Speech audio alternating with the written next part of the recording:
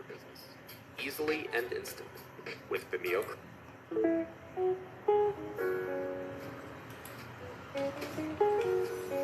Boa noite.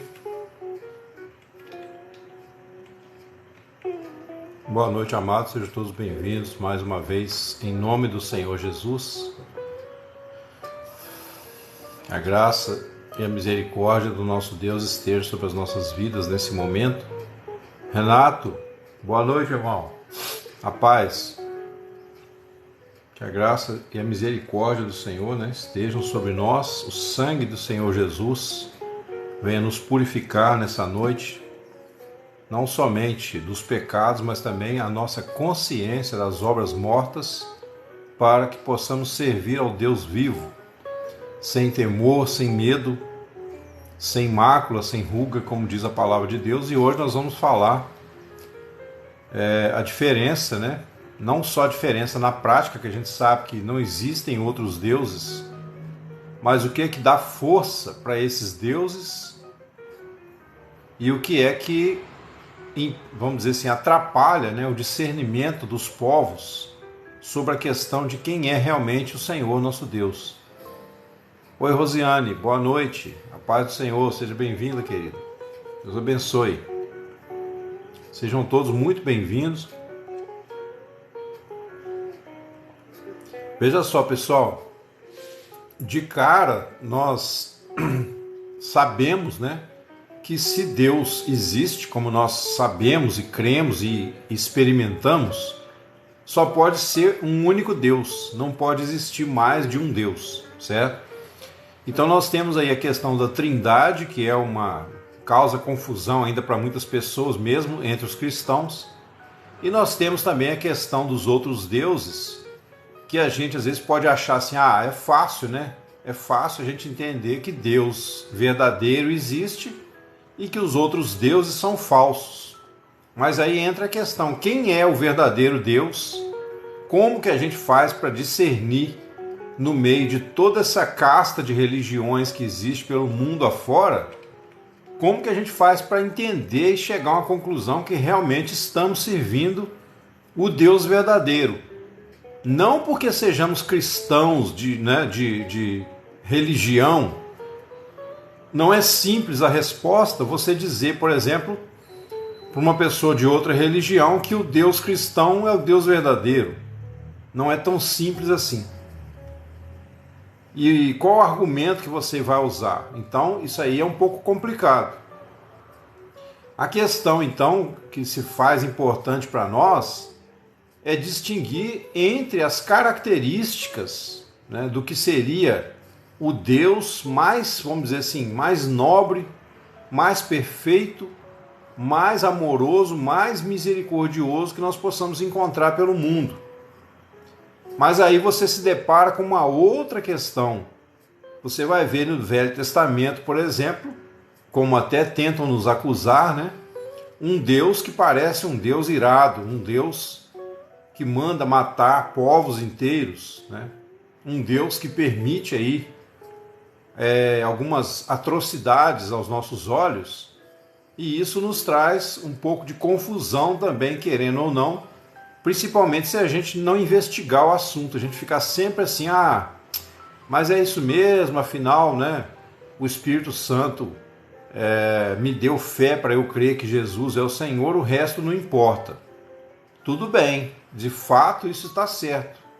Se você tem experimentado a presença do Espírito Santo, você sabe, pelo Espírito, quem é o Deus verdadeiro. Então a gente não precisa discutir isso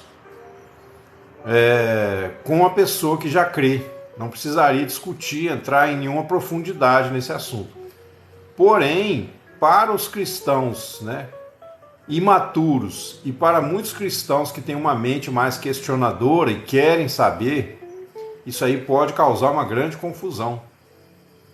Então a gente, pela graça de Deus, nós queremos nessa noite trazer para você uma perspectiva bem cósmica, bem universal, da visão de quem é o Deus verdadeiro, para que você mesmo decida se é isso que você pensa, se você concorda ou não.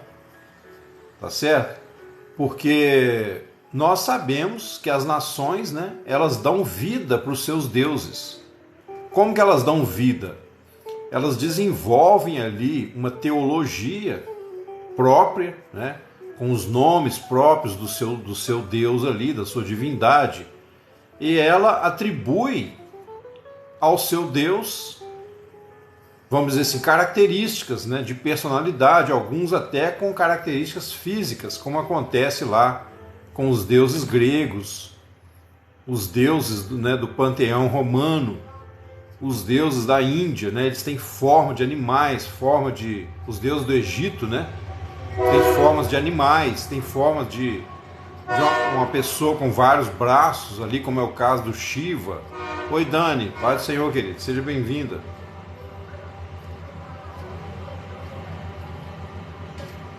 Então, o primeiro critério e mais fácil, né, para a gente excluir aí, vamos dizer assim, da nossa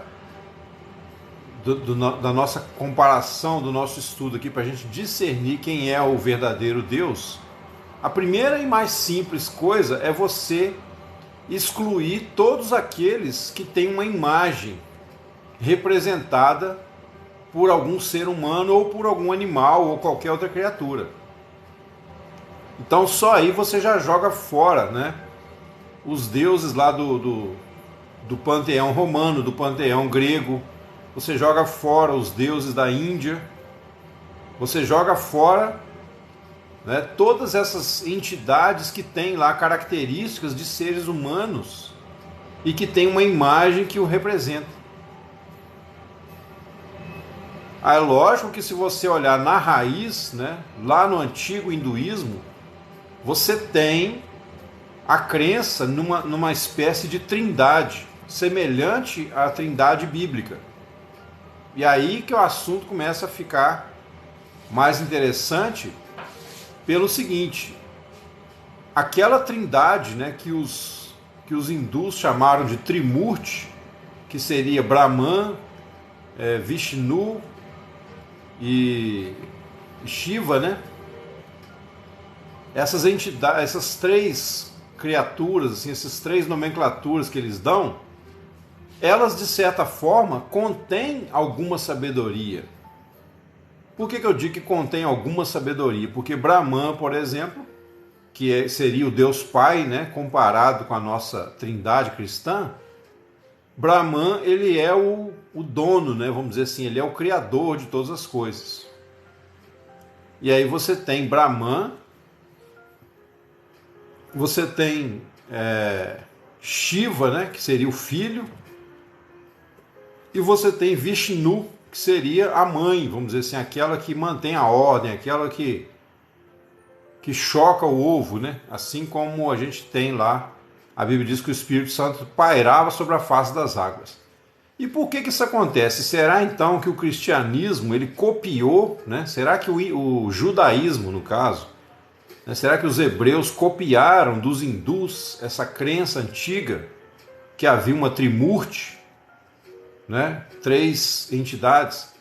Não, meus amados. A verdade é que Deus sempre, o Deus verdadeiro, que a princípio nós não vamos dar nenhum nome para ele, porque quando você dá um nome para Deus, você já está definindo o quê? Caráter de Deus.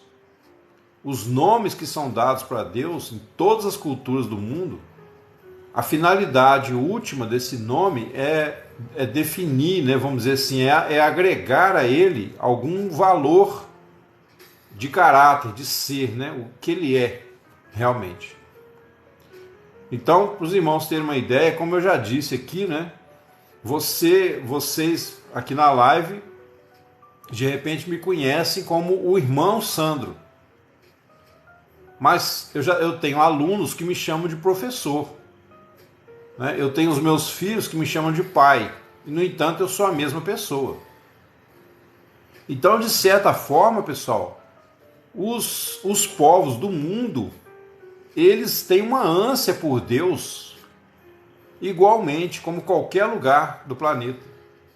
Não é só os cristãos que têm uma sede de Deus.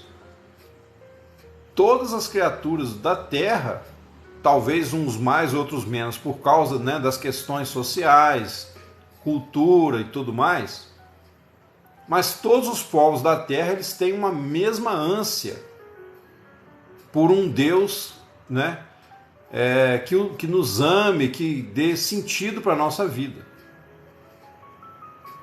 Agora, nós sabemos, né, que Deus, o Deus verdadeiro, não poderia ser uma criação da mente humana. Por quê? Porque sempre esse Deus que há, né, ele não só é mais poderoso, como também ele parece exigir de nós alguma coisa maior do que nós somos capazes de fazer. Né? Parece que sempre há um padrão elevado que, na maioria das religiões, as pessoas não conseguem cumprir todas as exigências ali, seja do Deus verdadeiro, seja dos deuses que eles idealizaram.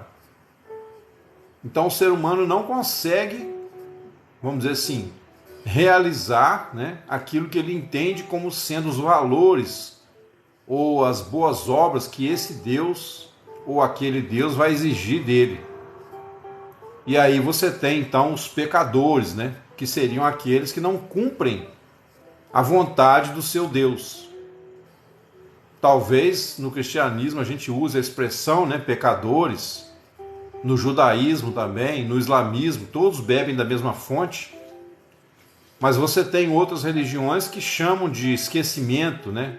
Chamam de Maia, o mundo da ilusão. Então as pessoas são escravos de Maia, que seria um Deus também, só que um Deus negativo, né? Semelhante ao diabo.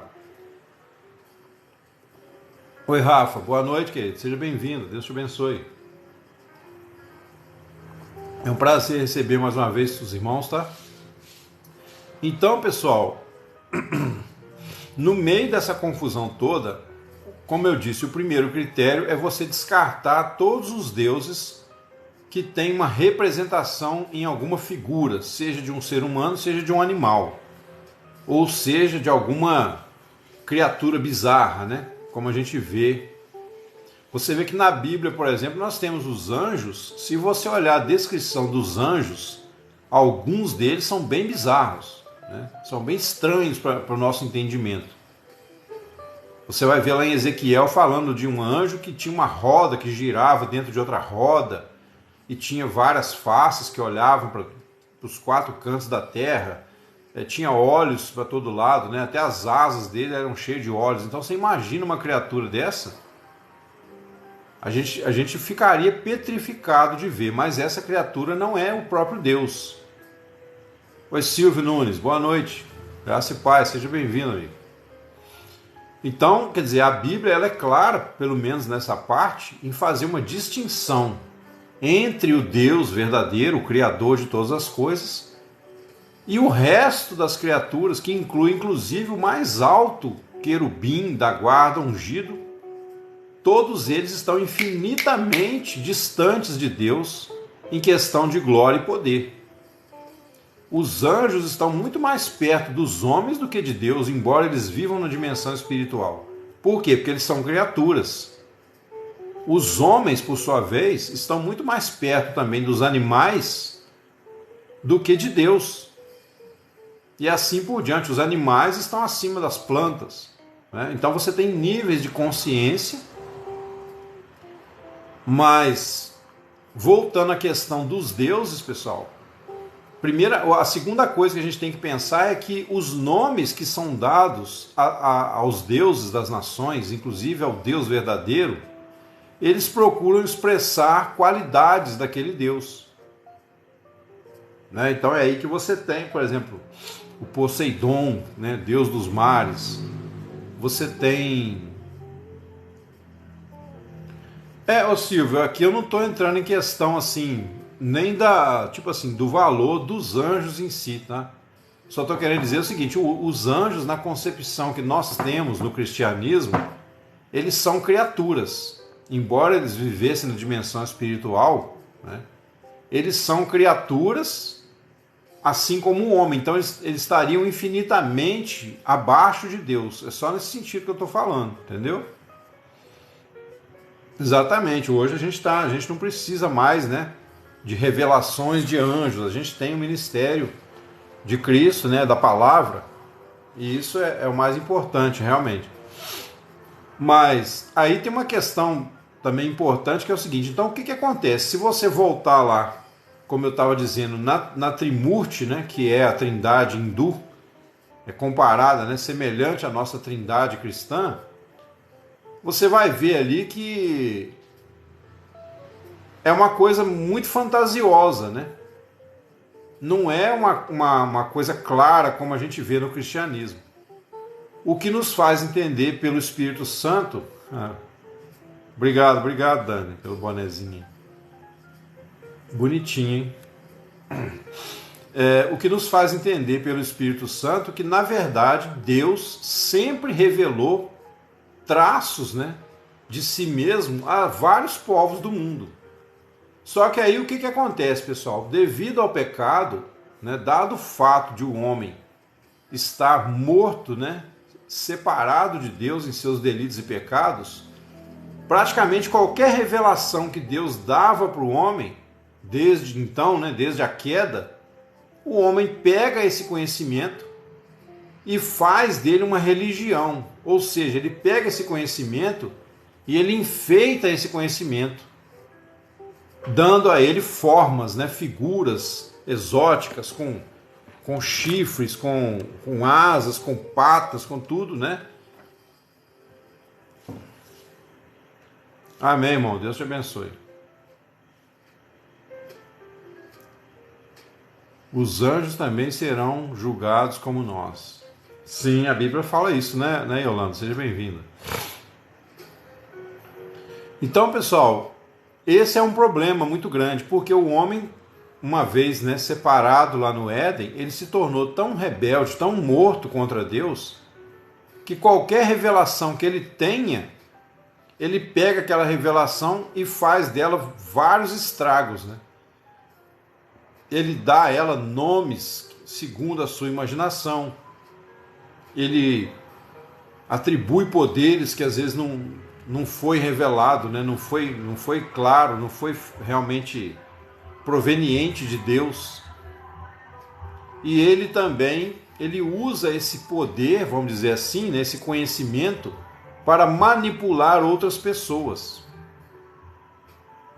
Então você tem, por exemplo, se você pegar, estou pegando o hinduísmo, não porque eu tenha nada contra a Índia, nada disso, tá, pessoal? Eu não estou aqui fazendo uma guerra religiosa, estou fazendo uma análise para a gente chegar no ponto importante que nós queremos mencionar aqui, nessa live de hoje.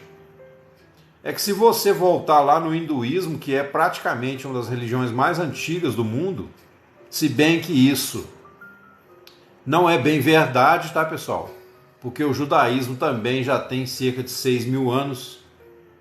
Então há a possibilidade de que o judaísmo, na sua raiz, tenha surgido antes do hinduísmo, tá? Então, se isso é verdade, se isso é fato, seria o hinduísmo que teria copiado do judaísmo a ideia, né, de uma trindade. Mas não é a minha preocupação nesse momento discutir isso, porque eu não tenho dados suficientes, né, para afirmar qual surgiu primeiro. Mas vamos lá, partindo do pressuposto mais aceito que o hinduísmo surgiu antes, então Deus, na sua misericórdia, né, ele age no coração de alguns homens, assim como no judaísmo. Ele chamou Noé, depois chamou Abraão, né? Deus está sempre levantando homens e mulheres piedosos para quê? Para que eles sejam uma luz de entendimento para as nações.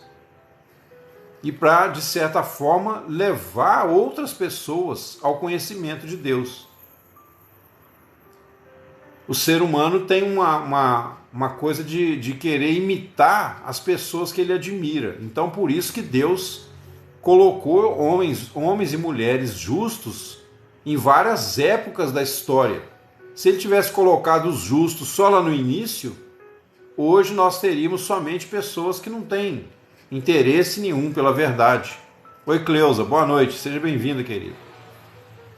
Entendeu? A gente teria deuses A gente teria pessoas hoje, né, o que eles chamam de tolos, né? O tolo é aquela pessoa que não tem entendimento e nem quer ter.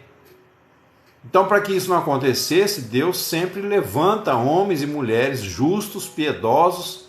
E quando eu falo piedosos, pessoal, justos, não quer dizer que são perfeitos, tá? São pessoas que têm um amor pela verdade e que buscam a verdade. Mesmo que ele ainda esteja na fase do tolo, né? Ou seja, a pessoa que ainda não conhece a Deus, mas ele se torna sábio à medida que ele questiona, que ele busca uma resposta para a sua vida.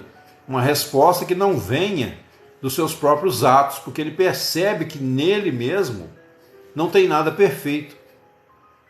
Então, quando o homem percebe que em si mesmo nada que ele faz é 100% perfeito, ele começa a se questionar, poxa, por que eu tenho esse ideal de perfeição dentro de mim e não consigo fazer nada perfeito? De onde vem esse ideal de perfeição dentro de nós? Aí ele começa a pensar, só tem uma explicação. Existe uma perfeição, existe um ideal de perfeição, porém as pessoas não o alcançam por causa da condição pecaminosa, por causa da separação onde o homem se tornou um ego individual, né? Ele se tornou, como a gente usa aqui, né, sempre essa analogia, ele se tornou como aqueles caquinhos de uma vidraça que quebrou. Então cada ser humano é um caquinho isolado. Então, quer dizer, a vidraça deixou de existir. O vidro ali, a peça inteira, se quebrou, né? Então nenhum de nós consegue representar a vidraça completa. E é por isso que nós somos chamados a ter comunhão uns com os outros. João não diz lá, ó, se andarmos na luz como ele na luz está, temos comunhão uns com os outros. Essa comunhão é o quê? É reunir esses caquinhos novamente e formar, né? Vamos dizer um vaso, tá? Vamos dizer um vaso que representa o homem, né? O homem é o vaso para receber a glória de Deus e a igreja, né? O corpo de Cristo, a soma de todos os homens e mulheres que viveram pela fé, seria o grande vaso, né? Onde Jesus vem habitar, o próprio Deus vem habitar. É lógico que aí eu já me adiantei um pouco, pulei, né, algumas etapas aqui, mas eu vou voltar. É só para a gente ver onde a gente quer chegar. Então você tem, amados, que essa fraqueza do homem de querer, né, atribuir valores a Deus, isso de certa forma é natural que aconteça. Por quê? Porque nós somos frágeis, limitados e imperfeitos. Então, até mesmo quando nós tentamos atribuir a Deus ou aos deuses alguma característica partindo da nossa cabeça, a gente acaba mais denegrindo a imagem de Deus do que ajudando. O homem não tem condição de analisar quem é Deus. Ele não tem condição de avaliar quem é o próprio Deus. Vou dar um exemplo simples aqui para os irmãos entenderem. É lógico que, né, me perdoe aí a falta da modéstia. Oi, Cleia, a paz, seja bem-vinda, querido.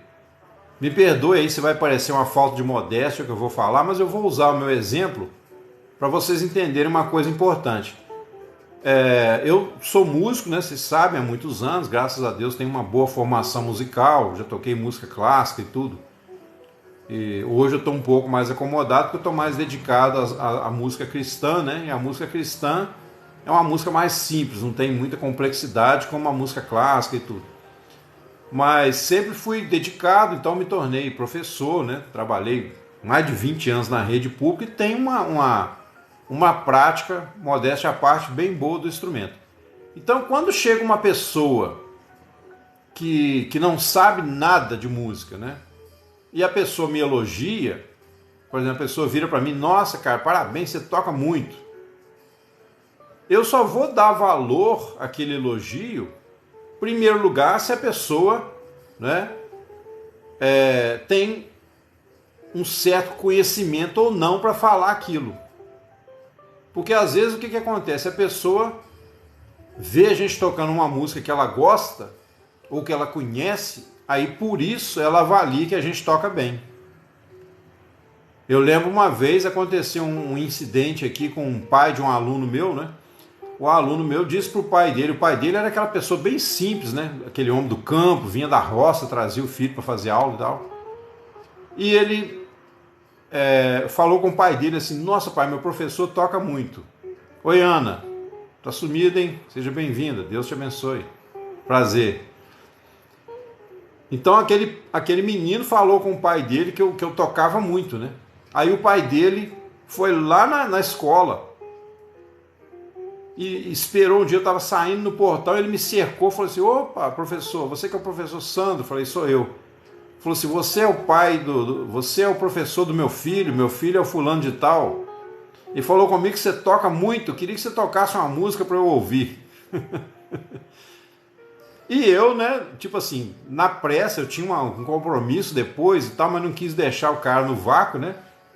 Catei o violão lá do filho dele mesmo, falei: o que eu vou tocar para esse homem ouvir, né? Aí toquei o Menino da Porteira, né, aquele duetinho. O homem ficou doido, o homem chorou de emoção, né? Mas quer dizer, para quem toca violão mais profissionalmente, Menino da Porteira é uma das músicas mais fáceis que existe de tocar no violão. Mas ele ficou feliz, ele ficou todo entusiasmado, por quê? Porque o conceito que ele tinha daquela música era uma música que ele adorava, né? Então quando eu toquei aquela música, peguei o violão, fiz aqui, ó.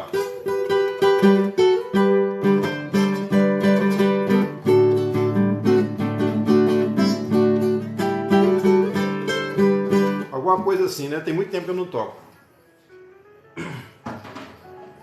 Naquele momento o homem chorou, ficou todo emocionado, falou: nossa rapaz, você toca demais e não sei o que, encheu o olho de água. O que eu quero dizer com isso? O elogio dele foi exagerado, né? Eu gostei, assim, né? Me senti honrado por causa da simplicidade daquele homem. A simplicidade dele fez com que ele valorizasse, vamos dizer assim, um atributo meu, embora ele não soubesse da missa metade, né?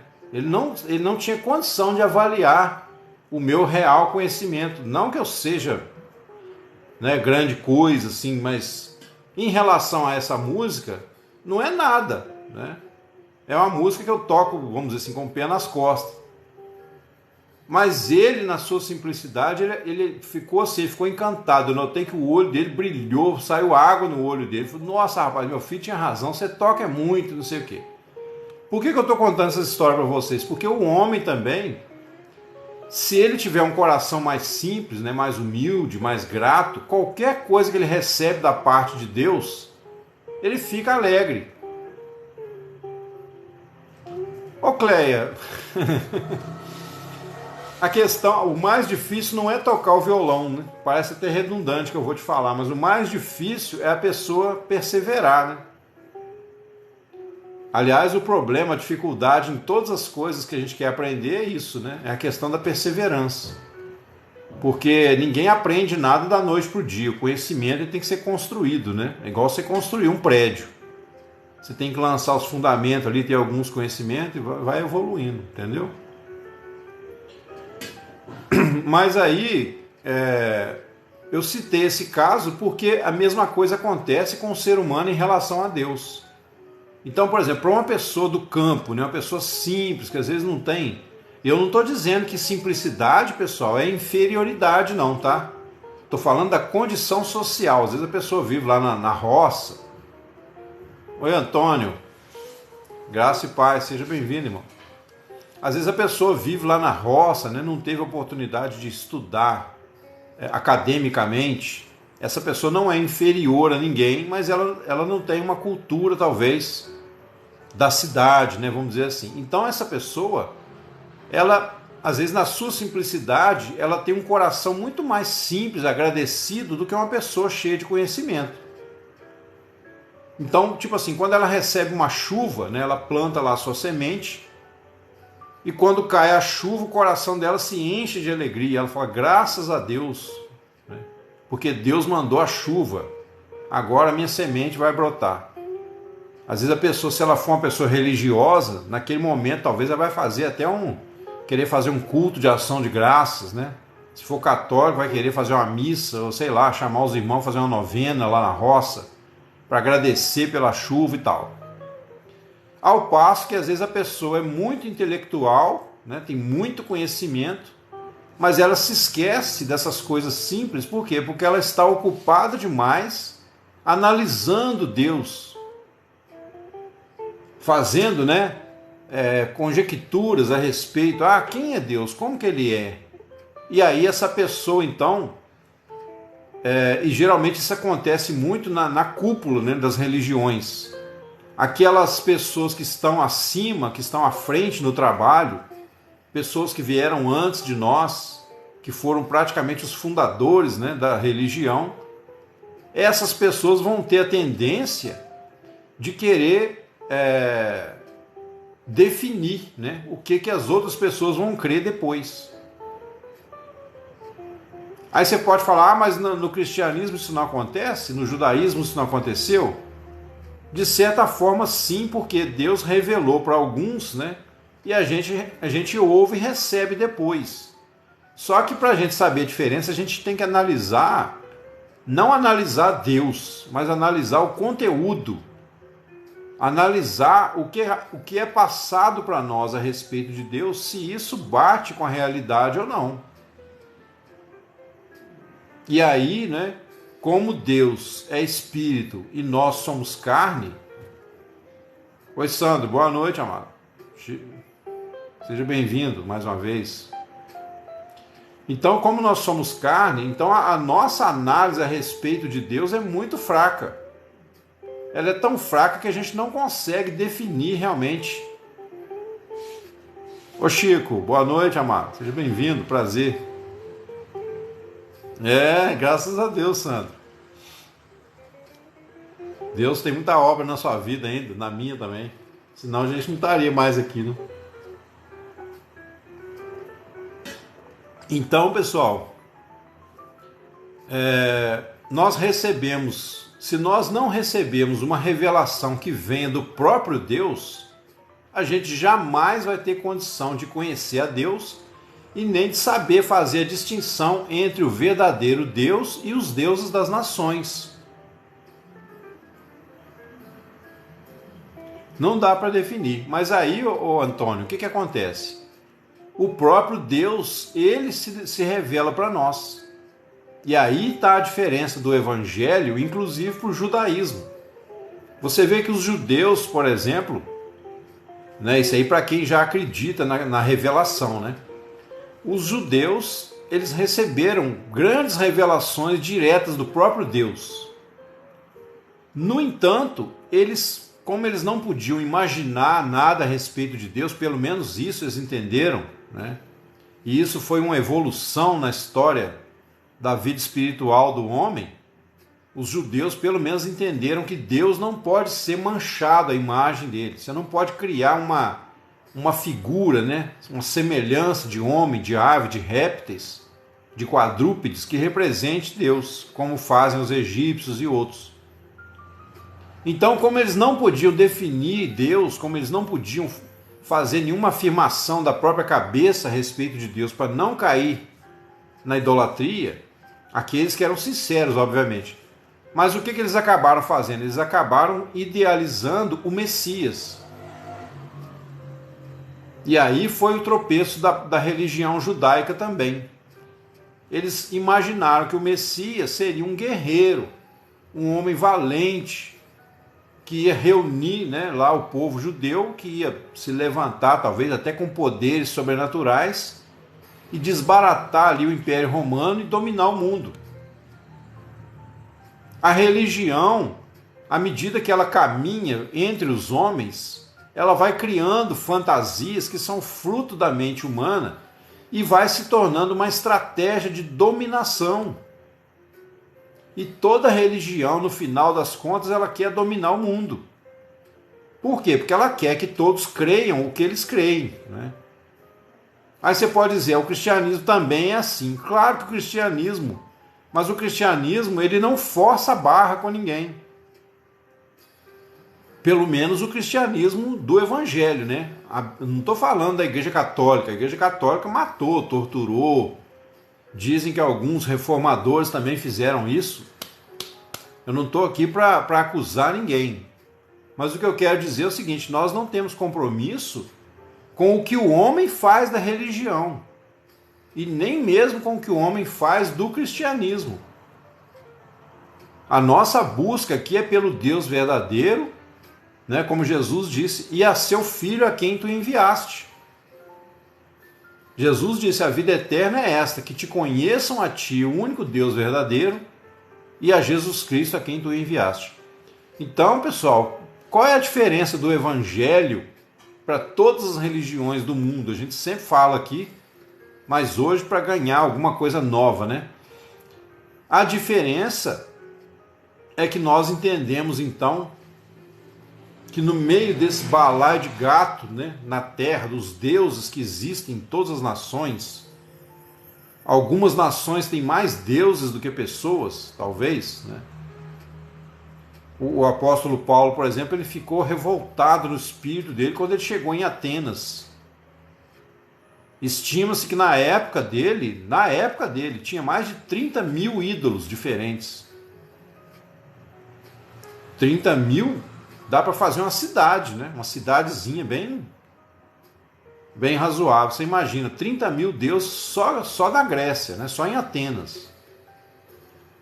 Então você vê que, e olha que o povo grego tem a fama de ser o povo mais inteligente da antiguidade, para as questões, né, de matemática, astronomia, física, tudo mais, filosofia, né? Os maiores filósofos considerados aí o berço da civilização ocidental são os gregos. E olha a quantidade de deuses que eles criaram. Isso mostra que, na verdade, eles não conheciam Deus nenhum. Porque a própria definição, em qualquer cultura do mundo, a própria definição de Deus é que ele é um ser único, que está acima de todos. Exatamente, Antônio. Falou em poucas palavras, você falou bonito. Então, assim, esses deuses, né, das religiões, eles têm características muito humanas.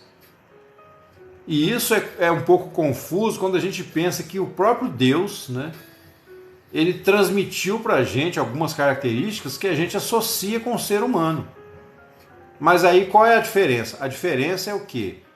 Que na verdade, o Deus verdadeiro, seja o nome dele qual for, não vou falar o Deus cristão, o Deus judeu, né?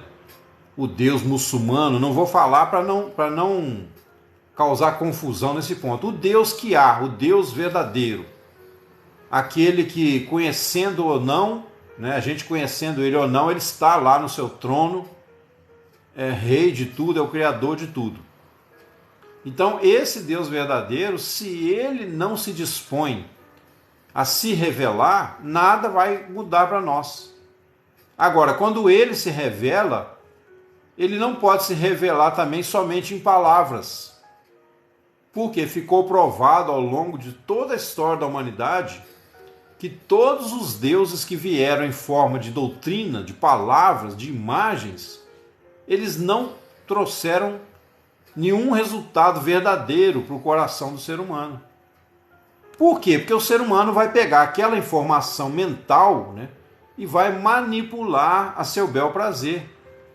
Os judeus, por exemplo, criaram a cabala. Segundo os cabalistas, né, a cabala é uma tradição oral da Torá. Então você tem a Torá, que seria a tradição escrita, e a cabala seria a tradição oral. Só que se você olhar a cabala, misericórdia, você vai ver muita aberração. Eu conheço alguma coisa da cabala, né? Já li alguns livros para fazer um estudo comparado de religiões, eu gosto disso. Eu leio ainda algumas coisas nesse sentido, mas com extremo cuidado. E aconselho você nem mexer com isso. Eu já, de certa forma, eu leio, né, alguma coisa, porque eu vim, antes de ser cristão, eu já tinha a mente muito contaminada com essas coisas. Então eu tive que ir lá investigar e descobrir o erro para eu poder sair fora daquilo, porque é um laço que te prende e é difícil você sair. Então quando eu leio alguma coisa assim, né, de outras religiões, é só para dizer para vocês o que? A Cabala, ela é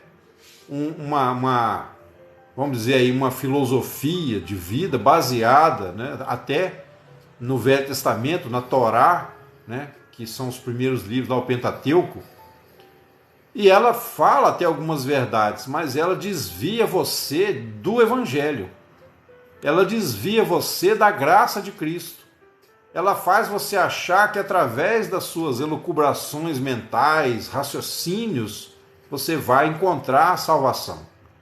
Você vai atrair a luz divina, né?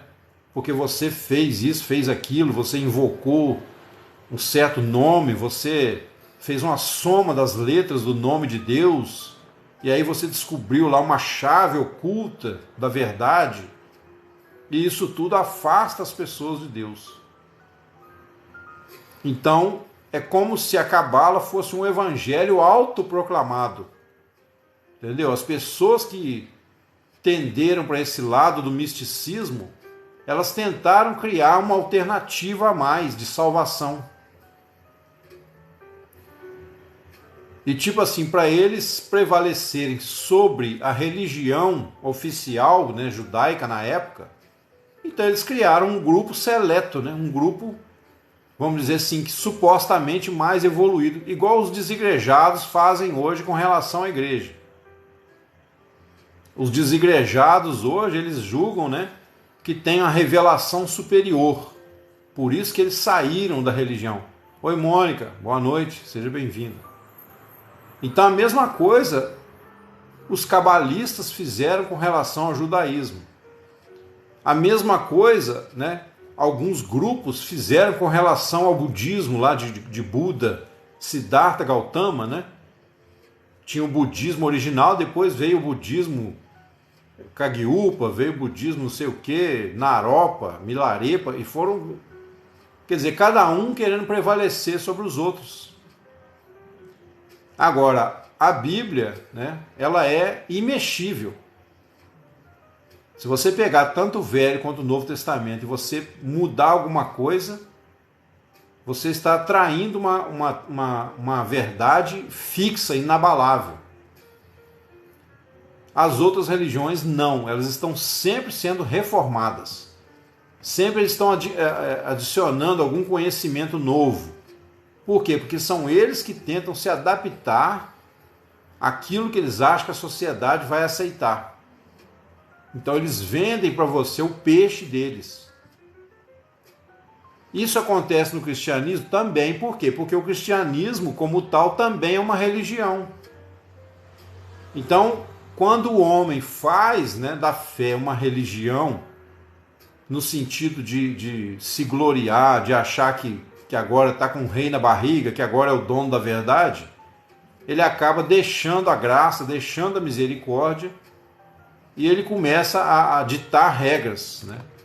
Ele começa a achar que ele sabe o que o povo tem que fazer para chegar no céu. Você vê os papas, por exemplo, do catolicismo romano, né? Eles têm lá as bulas, as encíclicas, que são o quê? São coisas que eles adicionaram no cristianismo, mas que não tem na Bíblia. Obrigado, Dani. Não tem na Bíblia. Bonitinho esse aí. Então, quer dizer, o que são essas bulas? Nada contra a pessoa que é católica. Não estou aqui querendo brigar com nenhum católico, se tiver alguém.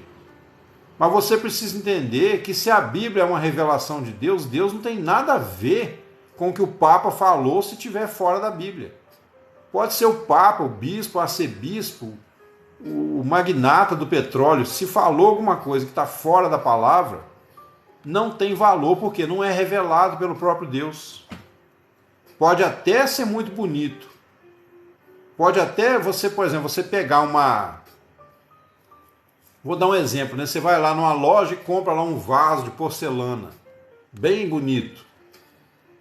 Aí você chega em casa e você quer melhorar o vaso, né? Você vai lá, arruma uma tinta e começa a pintar o vaso de várias cores e tal.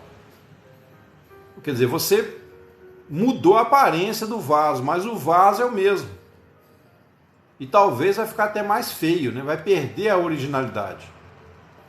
Porque se ele é um vaso de porcelana, a partir do momento que você está com uma tinta em cima dele, você tira o valor do vaso. Pode ficar bonito, mas desvaloriza. Então a religião ela faz isso. Ela pega algumas verdades e ela pinta, né? Conforme o gosto do freguês. Então, para a gente não ser enganado no meio disso tudo, para a gente não cultuar deuses que não existem, a gente tem que buscar na origem, a gente tem que buscar pela fé, né, entender o que a palavra diz a respeito do nosso Deus, o que o Senhor Jesus, sendo o próprio Deus, né, fez ali na terra, derramando o seu sangue, quer dizer, o próprio Deus assume a forma humana. Isso é diferente de qualquer religião do mundo, pessoal. Agora, outra coisa que eu quero falar aqui, sempre, verdade, Cléia. Uma coisa que eu quero falar aqui também, que nós já mencionamos por alto, mas eu queria falar um pouco sobre isso, é o seguinte: se você atribuir, né, agora falando do nosso Deus, né, o Deus que criou os céus e a terra, o Deus que é o doador da vida, tá? Então, se você atribuir qualquer outro poder a qualquer outra criatura e você responsabilizar qualquer entidade, seja ela falsa ou verdadeira, pelos seus problemas, pelas suas quedas, você está praticando o pecado original. Eu vou explicar. Isso aqui é importante, pessoal. Vou repetir essa parte que eu vou explicar com mais detalhes. Se você atribuir, por exemplo, quando você tem um problema na vida, seja uma tribulação, seja um pecado que você cometeu, né, um desvio lá que você teve, e você atribui isso ao diabo, você atribui isso às pessoas, você atribui isso aos governantes, ao rei, você está no que a Bíblia chama de adorando outros deuses. Porque nós já explicamos aqui, seja o bem, seja o mal, em última análise ele vem da mão de Deus. E a Bíblia deixa isso claro para nós. Isaías mesmo pergunta, né? Porventura não procede da boca do Senhor tanto bem quanto mal? Aí você me pergunta, irmão, mas como pode? Como isso é assim? É porque, na verdade, para Deus, pessoal, tudo que Deus faz é bom. Porque Deus não tem dualidade, Deus não precisa de nada. Agora, o que nós chamamos de mal é aquilo que nos fere, aquilo que nos chateia, que nos ofende, aquilo que nós não gostamos. E o que nós chamamos de bem é aquilo que agrada os nossos ouvidos, agrada a nossa boquinha. Então, o nosso conceito, tudo que nos acontece é permissão de Deus. Tudo. Exatamente tudo, ô Cleia. Você vê, por exemplo, o caso de Jó. O caso de Jó ali, aquele diálogo de Jó com Satanás ali no início do livro, é simplesmente, né, o objetivo maior ali é mostrar para nós que o diabo está na mão de Deus. Você vê que o próprio Deus ele chamou a atenção do diabo para Jó. Como é que pode? Por que Deus faria isso? O que acontece? Quando o coração do homem endurece, o Senhor usa estratégias para amolecer esse coração. Então Jó ele tinha caído num estado de justiça própria muito grande. Ele era realmente um homem temente, um homem que praticava a justiça dentro do que ele conhecia.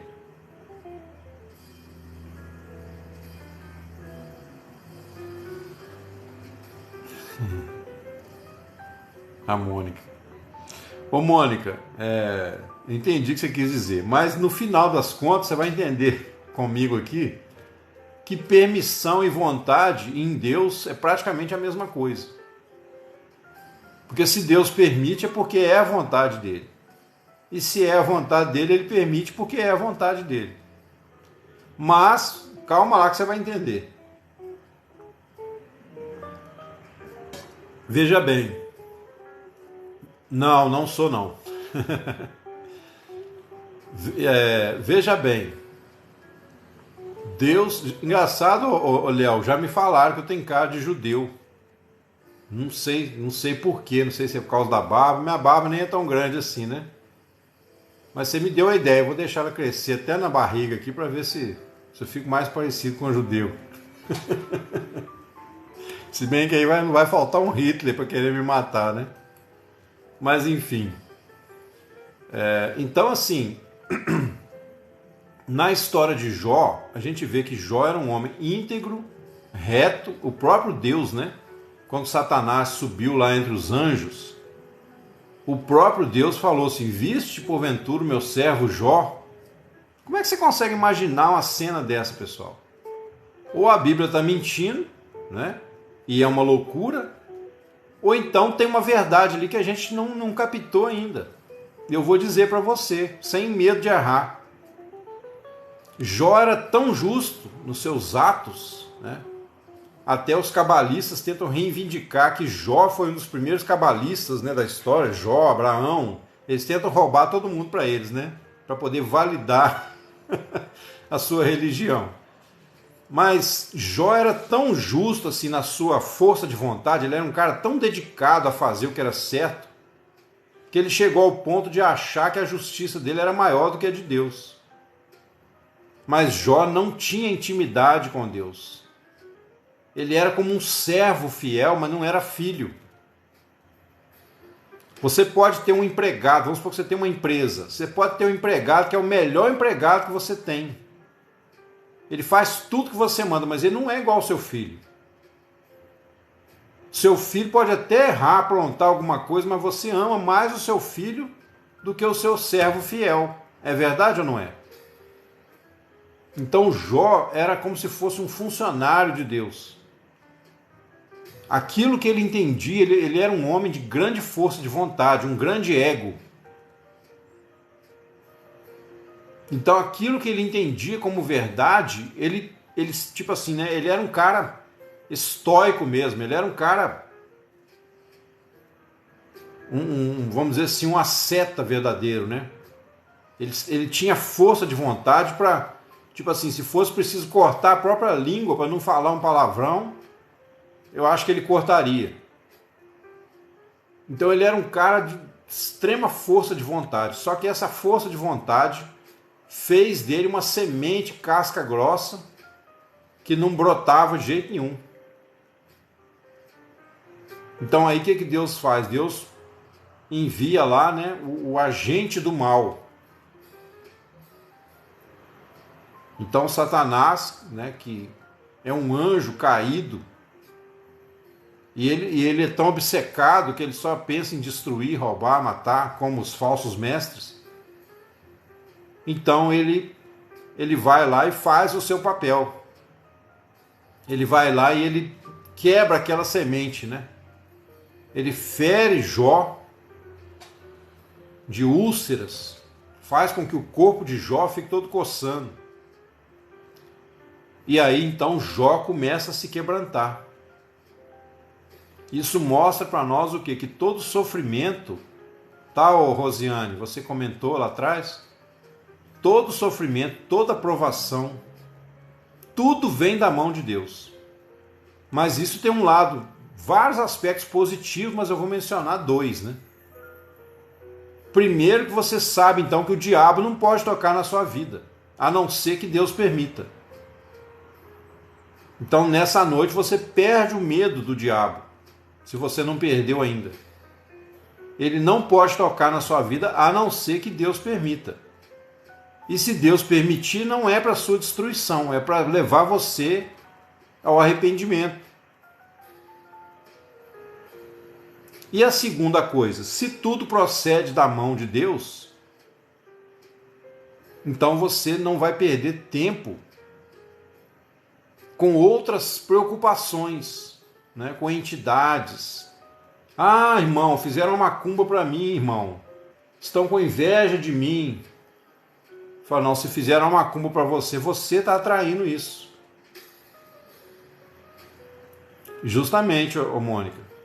Se fizeram uma macumba para você, de repente você está tão preso no seu ego ainda. Você não acredita o que, Tata? Macumba? Ou no que eu falei? Se você não acredita, tudo bem. Ah, sim. Então, mas tem gente que acredita. Tem gente que acredita, por exemplo, no diabo, que o diabo não está deixando ela servir a Deus, né? E se eu acredito que o diabo não está me deixando servir a Deus, eu estou no estado de adorar outros deuses, então eu estou na idolatria. Eu estou no pecado original. O pecado original foi o primeiro pecado de idolatria que aconteceu na história da humanidade. Em vez do homem dar ouvidos ao Senhor, ele deu ouvidos à serpente. Aquele Deus Renfã, né? Contra Jacó não vale encantamento. Contra Israel não vale encantamento. Ô Cléia, olha só, deixa eu abrir um parênteses aqui. Quando você fala Jacó no Velho Testamento, você está sempre se referindo ao homem no seu estado ainda de pecado, né? O homem enganador. Mas quando Deus fala lá contra Israel, não vale encantamento, tá? O certo aí é você usar Israel, porque Israel é o povo de Deus. Isso. Igual estão fazendo com alguns homens. É verdade. Oi, Fátima. Boa noite, a paz do Senhor, seja bem-vinda. Então, pessoal, o pecado original, ele é um pecado de idolatria. Primeiro porque a Bíblia fala, né, que toda obstinação é idolatrar pessoas, tudo isso. Qualquer pessoa, Tata, qualquer criatura, qualquer entidade, seja o próprio diabo, seja, né, esses deuses aí falsos, se você atribui a eles o poder de estar impedindo você de buscar a Deus, você está no estado da idolatria. Você que eu digo, não você, né, a pessoa que faz isso. Ela está na situação de idolatria, tá? Porque a idolatria, né, antes de ser uma adoração de imagens, ela é uma adoração de ideias. Ideias contrárias ao que Deus planejou para nós. Então, se você adora uma ideia, se você adora uma ideologia, você está na idolatria. Por exemplo, né, com relação, só para dar um exemplo aí para os irmãos, com relação ao nosso atual governo, quando eu peço aos irmãos para a gente orar, para Deus dar uma direção para o nosso país, eu não faço do fulano, né, do presidente, seja ele quem for, no caso, o nosso atual, estou evitando citar nomes aqui para não atrair confusão, né? No caso do nosso atual, né, presidente, as pessoas nos chamam de, né, daquele nome lá, Minions. Mas por quê? Porque elas acham que a gente coloca na pessoa a nossa esperança, quando na verdade não é. A pessoa pode ser um instrumento que Deus vai usar, como usou Moisés, como usou Davi, como usou vários outros. Mas sempre que eu particularmente oro, né? Sempre que eu oro pelo presidente, como orava também antes, já orei por outros presidentes. Diga, Tata. Enquanto você escreve, eu vou continuando aqui. Sempre que eu oro para que a mão de Deus esteja sobre a nossa nação. E que o Senhor afaste de nós, né, as ideologias destruidoras, que a gente sabe que são claramente contra a palavra de Deus. Mas eu não estou colocando a minha esperança no fulano. Em 2003, os irmãos podem não acreditar, mas em 2003 eu orava.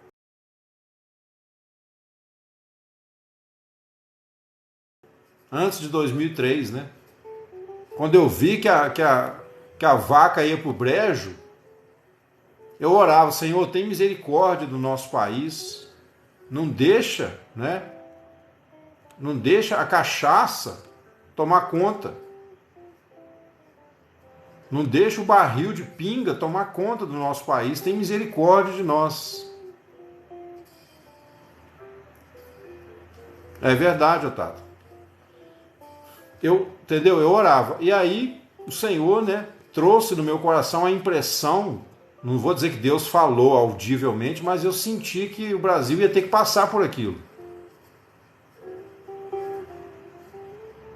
Por quê? Correção de Deus. O povo brasileiro estava adormecido, tanto na questão da fé, quanto na questão política, porque o cristão ele tem sim que se envolver na política.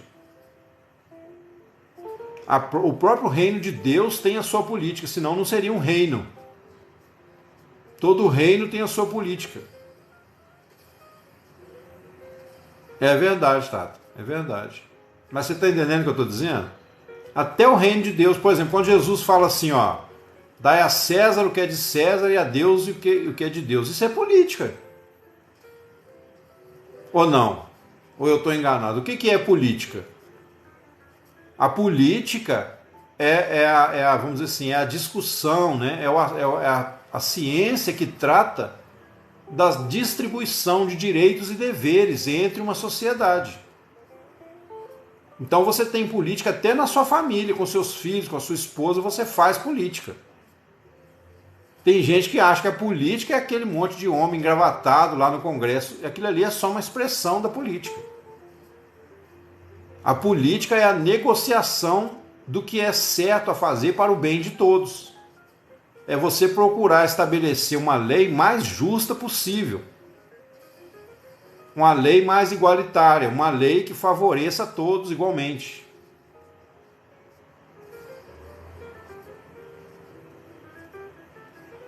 É verdade, Otávio, eu tô te entendendo, é isso mesmo. Mas você está entendendo, por exemplo, o fato de eu orar pela situação atual, não é que eu seja o minion que eles falam. É porque realmente, né, durante 4 anos, para mim ficou provado que nós hoje estamos pelo menos buscando valores mais próximos do cristianismo. E inclusive a liberdade religiosa que dá direito a outras religiões de agirem livremente. Desde que, lógico, né, desde que não seja também sacrifício de crianças, sacrifício de animais, aí não. Isso aí tem que ser proibido. Porque aí você peca contra uma lei maior. Mas desde que as religiões não façam mal para ninguém, o cristianismo é o que mais defende a liberdade.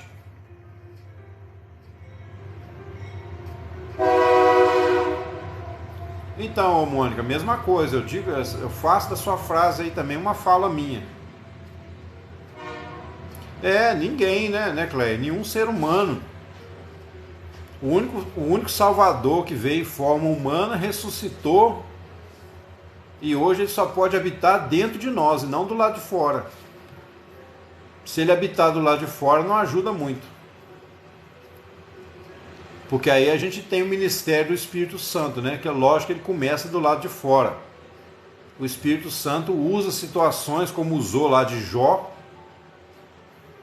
para poder levar o homem ao quebrantamento, ao arrependimento. Então, se o homem está numa fase que ele está agindo como um animal, não estou dizendo só de fazer coisas más e perversas não, tá? No caso de Jó, Jó era tão duro no seu ego que ele estava agindo como um animal. Embora era um bom animal, né? Um animal que levava uma boa carga. Mas ele não tinha nada com Deus. A não ser a sua prática religiosa. Mas ele não tinha intimidade com Deus. Então, quando o homem é bruto, quando o homem não conhece a Deus, então aí entra o papel do diabo, né? Mas o diabo também está debaixo da orientação, da permissão, da vontade de Deus. O diabo não é rival para Deus, pessoal. Nós temos que entender isso. Não existe aquela imagem que você vê na internet aí, Jesus de um lado, batendo queda de braço com o diabo, né? Tipo assim, disputando pelas almas dos homens. Não existe isso. O diabo não pode mover uma palha, se Deus não permitir. Você pode pegar vamos supor, eu tenho um cadeado aqui na minha mão. Eu coloco ele aqui na beiradinha da minha mesa aqui, ó. Você pode invocar o diabo, o que você quiser, a noite inteira, para fazer esse cadeado cair daqui, ele não vai cair por causa disso. Então o que acontece nesses negócios aí de macumba, mesa, tábua de ouija, que eles falam que a mão da pessoa anda ali, isso tudo é coisa do espírito do erro. É o espírito do erro, é o homem com seu ego que alimenta essas coisas. Não, Gustavo, na verdade Deus usa o mal para nos purificar. Assim como você ferve uma água para matar os micróbios. Entendeu? Essa é a estratégia. Esse é o plano. Se você vai beber uma água que não é filtrada, né, você pode ferver essa água. Quer dizer, então os micróbios que estão ali naquela água vão morrer dada a alta temperatura. Tanto que a Bíblia fala a fornalha da aflição, né? O Senhor fala assim, ó, purifiquei-te na fornalha da aflição. Os irmãos já viram esse texto? Deixa eu ver se eu acho aqui. Eu acho que em Zacarias fala, mas tem um outro lugar também. Acho que Isaías também fala. E tem um texto em Zacarias também que fala sobre essa questão. Isaías 48. Vou mostrar aqui para os irmãos, ó, nós já falamos sobre isso, mas o Senhor fala assim, ó: por amor do meu nome, retardarei a minha ira, e por amor do meu louvor, me refrearei para contigo, para que eu não venha a te destruir. Olha só. Então o Senhor refreia a sua ira para não nos destruir. Como que ele faz isso? Enviando Jesus para nos justificar, para derramar a sua graça. Então a porta do céu já está aberta, o véu do templo já está rasgado, mas aí você tem aqui, ó, no versículo 10, eis que já te purifiquei, mas não como a prata, escolhi-te na fornalha da aflição. Isaías 48, 10. Aí você fala assim, mas então Deus é mau? Não, olha o versículo 11. Por amor de mim o farei, porque como seria profanado o meu nome? E a minha glória não a darei a outrem, ou a outros, né? Então o Senhor faz, quando ele fala por amor dele, não quer dizer, né, que Deus está preocupado com a reputação, né? Ah, então Deus está preocupado com a reputação dele, porque as pessoas vão achar que ele é um Deus mau. Não, quando ele fala por amor de mim, é a glória, é a justiça de Deus. A justiça de Deus não pode ser manchada. Deus não vai permitir que um ser humano, ou seja, quem for, vá lá e altere o que ele decretou. Porque senão ele não é Deus, coisa nenhuma, né? Não seria. Então, se existe uma lei, se existem princípios espirituais, assim como princípios físicos, quem quebrar essa lei tem que pagar o preço. Porque é a mesma coisa que você, por exemplo, for de encontro à parede e dar uma cabeçada na parede. Você vai se machucar. Porque você infringiu uma lei, né? Existe uma lei ali, aquela parede, dois corpos não podem ocupar o mesmo lugar ao mesmo tempo. E quando uma coisa se choca contra a outra violentamente, né, há uma ruptura ali nos elétrons e tal e causa um estrago. Então é uma lei da natureza, mas se você der uma cabeçada contra a parede... Gustavo, mãe da minha colega, era macumbeira. Hoje é de Jesus Cristo. Amém.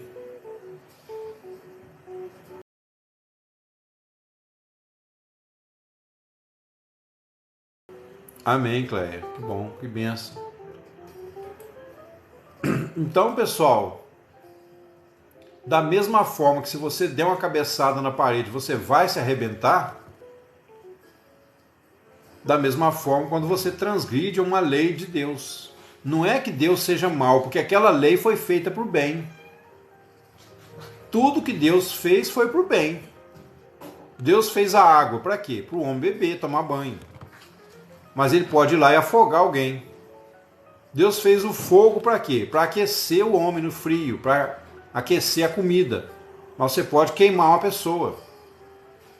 Não, você não vai encontrar uma coisa má na natureza. Certo? Até o veneno da cobra, hoje ele é usado como soro antiofídico, né? Então tudo que Deus fez, até mesmo a peçonha dos animais, tem lá a sua função. Não é pelo fato da gente ignorar o bem que está ali que aquilo passa a ser mal. É o nosso conceito errado é que atribui bondade ou maldade. Porque o homem quis, né, avaliar o universo da partir da sua cabecinha de formiga. E quando eu digo cabecinha de formiga, quer dizer a nossa cabecinha em relação ao universo. A gente olha para o universo e quer dar palpite, né, no que Deus fez. Os ateus, né, adoram dar palpite na criação. Ah, por que Deus não fez assim? Por que Deus não fez assado? Fala, porque Deus não é um jumento como você, dá vontade de falar, né, para essa pessoa. Ah, mas por que Deus não fez? Fala, cara, você quer dar opinião como que Deus deveria ter feito o universo? E aí cumpre, né, a palavra de Abacuque 2,4. Eis o soberbo, a sua alma não é reta nele, mas o justo pela sua fé viverá. Porque o justo é aquele que olha unicamente para Deus. O justo é aquele que olha unicamente para Deus e ele recebe tudo que vem da mão do Senhor. Seja o bem, seja o mal. E até esse ponto Jó foi. Jó foi até esse ponto. Porque Jó chegou a dizer, quando a mulher dele falou assim, amaldiçoa Deus e morre, ele falou assim, receberemos o bem de Deus e não também o mal? Até nisso Jó não pecou com a sua língua. Mas depois ele perdeu, né? Mais para frente ele começa a se justificar e querer provar que Deus está errado e que ele está certo. E Deus já sabia, né? A justiça própria, pessoal, a justiça própria do homem, ela é como um cheiro de esgoto que atrai as narinas do diabo. Guarde isso no seu coração. A justiça própria do homem é ela que atrai a ação de Satanás. Toda vez, pode reparar, toda vez que a gente se justifica diante de Deus, a gente tenta se explicar para Deus, né? Ah, mas eu fiz isso por causa daquilo. A gente sofre, a gente tem alguma dor de cabeça. Por quê? Porque a gente a gente atribui aí outros poderes além de Deus. Quando nós dizemos, por exemplo, que o diabo, né? Ah, o diabo não deixa eu servir a Deus. Ah, as pessoas estão com inveja de mim, por isso que eu não consigo ir para a igreja. Você está dando poder para aquelas pessoas que estão com inveja.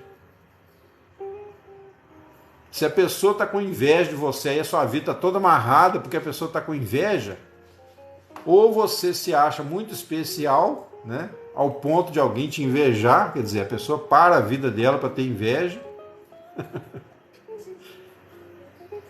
ou você está jogando a sua energia vital na direção de dar vida a uma outra divindade. Vocês estão entendendo? É a nossa alma, pessoal. Aqui na Terra, é a nossa alma que dá energia aos demônios e aos ídolos. Satanás, ele se alimenta do pó da terra. Os irmãos lembram lá em Gênesis, né? O Senhor disse, ó, pó comerás, diz para a serpente, todos os dias da tua vida. Então, se pó comerás, o homem é feito de quê? Do pó da terra. Então, na verdade, a serpente, né, ela cresce, o diabo, ele ganha poder na terra por causa do homem. O homem é que dá a ele esse poder quando ele deixa de olhar para Deus. Quando Pedro fala assim, ó, resistir ao diabo e ele fugirá de vós. Ele não está dizendo para você ficar assim, sai diabo, te repreendo, o diabo está amarrado. Não é isso. Embora tem hora que você tem que repreender, né? Talvez por causa das pessoas que estão ali, por causa da fé, né? Você toma uma atitude de repreender, mas eles já foram derrotados na cruz. Tem hora que você não precisa nem falar nada, conforme a fé que você tiver, no seu espírito mesmo, você já fala, tá amarrado isso aí. Entendeu? Acabou, não tem conversa com o diabo, não tem negociação, bate-papo, entrevista, né? Dá o microfone pro diabo lá. Fala aí, diabo, o que você está fazendo nessa vida? Aí o diabo fala, eu vou destruir a vida dela. Você fala assim, mas você vem de onde? Né? Então, quer dizer, essa filosofada toda que os homens colocam, isso aí que dá força pro diabo. É como se a humanidade junta. Vocês lembram? Vocês lembram que eu já falei aqui, irmãos, que o nosso ego ele é igual a estátua de Nabucodonosor, né? Nós vamos construindo aquela estátua, ou seja, aquele eu ideal para as pessoas adorarem. E esse eu vai crescendo, né? Vira aquele ego e tal. A humanidade como um todo, ela constrói também um grande ídolo. Esse ídolo é o quê? É a força contrária a Deus. Esse ídolo que a humanidade como um todo constrói é o grande adversário, é o grande opositor de Deus. É a entrevista com o capeta, né? Os judeus chamam de Sitra Ashra, que seria o outro lado, né? Ou seja, tudo que é contrário a Deus é o Sitra Ashra. É o grande desvio, né, da verdade, é o grande encabrestamento fora.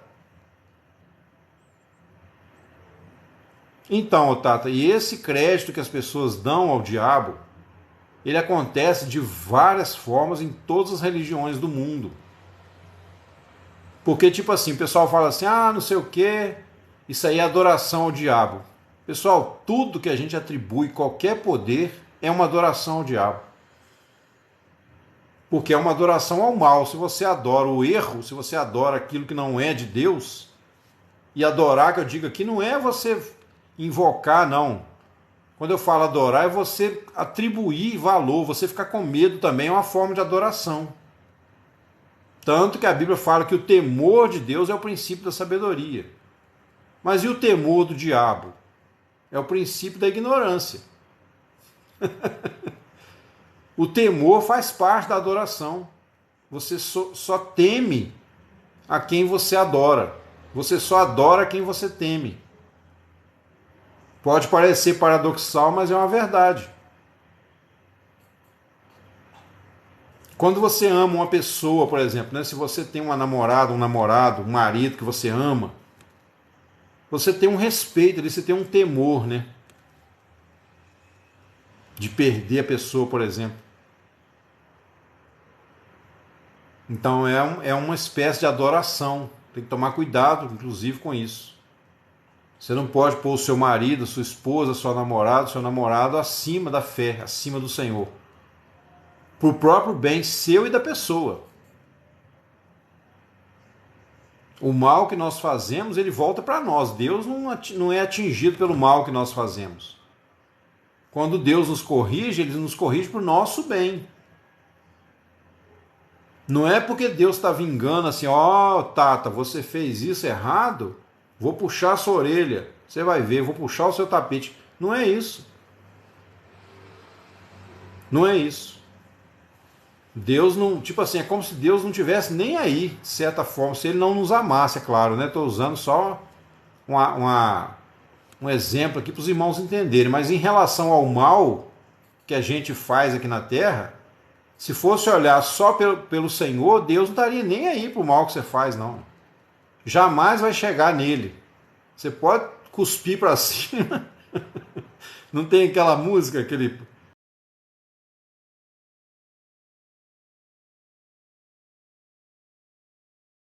aquele calango lá da roça, né? Que eles falam, joguei meu chapéu para cima para ver onde ele caía. Caiu no colo da moça, isso mesmo que eu queria. Quer dizer, voltou, né? Porque tem a lei da gravidade. Joguei meu chapéu para cima para ver onde ele caía. Caiu no colo da véia, cruz incrédula da Ave Maria.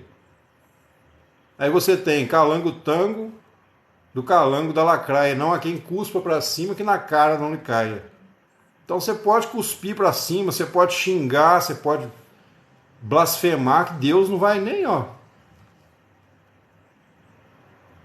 Exatamente, Tato. Exatamente. É unicamente pela graça por isso. Porque nós não podemos atingir o Senhor nem para o bem nem para o mal. O bem que a gente faz também não compra o favor de Deus. Porque o bem que a gente faz é o bem no nosso conceito. Sabe-se lá se estamos realmente fazendo bem? Por exemplo, você tira um dinheiro do bolso na rua e dá para uma pessoa. Né? Você está passando, tem uma pessoa lhe pedindo dinheiro, você tira lá 5 reais, 10 reais e joga lá no chapeuzinho. Você não sabe se você está ajudando ou se você está fazendo aquele caboclo ali ficar mais vagabundo ainda. É lógico que se ele tem um problema, uma doença, você está vendo que ele é uma pessoa enferma, né? Mas essas pessoas, inclusive, muitas delas ficam na rua porque querem. Porque existem casas de amparo, existem instituições. Mas elas querem ficar explorando os outros. Quando a pessoa é realmente doente, aí ela precisa de ajuda. Então é bacana você ajudar. Mesmo assim, você não vai comprar uma pedrinha lá no céu, uma coroinha, né? Uma pedrinha na coroa, porque você ajudou a pessoa que estava caída ali. Pelo contrário, se você fizer também pensando assim, ó, Deus, ó, anota aí, ó, aqui, ó, tô dando aqui, ó, 5 reais, né? Só falta tocar a trombeta, né? Senhor, anota aí, ó, tô dando 5 reais para esse mendigo aqui, ó. Se você faz isso, você está pecando, né? Exatamente, Ocleia, mas aí aquilo que Jesus falou, quando você der esmola, não saiba a tua mão esquerda o que faz a direita. Porque na verdade é só a direita que faz, a esquerda só rouba. Então não saiba. Eu tô falando da palavra, tá, pessoal? Não tô falando de política, não. A esquerda, ela só rouba, a direita é que faz. Então não saiba a sua esquerda o que faz a direita. Você vê que a esquerda não sabe o que a direita faz. E ela nem dá valor, né? Isso é bíblico. Então, assim, quando nós entendermos que não existe poder no diabo, né? A não ser aquele que nós damos para ele, o poder. Você entendeu, né, Mônica? O poder que nós damos para o diabo, pessoal, é que alimenta, é que ajuda ele a fazer gracinha na terra. Lá no Éden, o diabo conseguiu a sua primeira mão de obra através de Adão. Então Adão foi o primeiro que deu vida. De repente aquela serpente lá do Éden nem era uma serpente exatamente. Antes ela era uma minhoquinha lá, um bichinho. Ou às vezes era aquela cobrinha coral pequenininha, né? Nem veneno tinha. Quer dizer, tinha, né? Senão não teria feito o que fez, mas tinha pouco veneno. Adão podia pisar na cabeça dela. Agora ele praticamente tem que implorar, né? Porque ele mesmo criou esse monstro. Agora o ser humano aliado a Satanás, ele fica lá pedindo ao diabo que tenha misericórdia, né? Que não toque na vida dele. Às vezes a pessoa está orando achando que está falando com Deus, está falando mais com o diabo do que com Deus. Porque a pessoa está ali com medo, né, do diabo fazer alguma coisa com ela. Quer dizer, as palavras estão falando com Deus, mas as atitudes estão falando com o diabo. E esse medo, né, ele é o perfume que atrai o diabo. Esse desespero, né, esse sentimento de culpa, de condenação, Tudo isso são trevas de ignorância que pairam dentro de nós e que nos afastam de Deus. O egocentrismo. E quando a pessoa tem um ego que ela acha muito valioso, né, Tata? Aí que ela tem mais medo de perder, por isso que vem o medo. Vocês sabiam que uma das coisas que mais gera medo no ser humano é o apego que ele tem às coisas materiais ou a uma pessoa?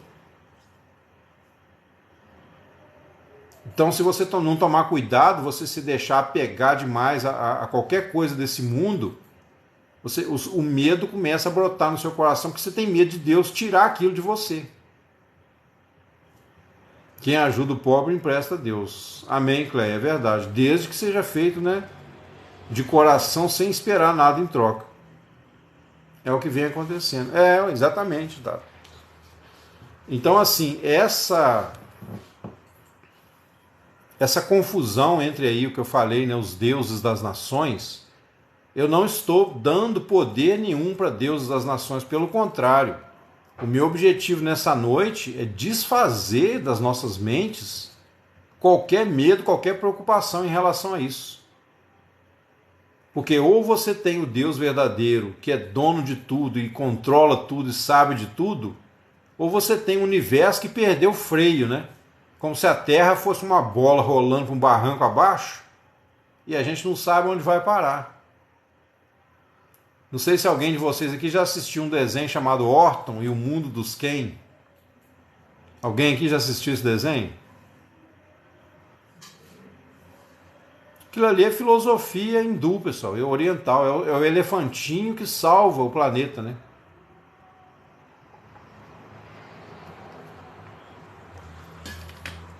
Não sei se alguém aí já viu esse desenho.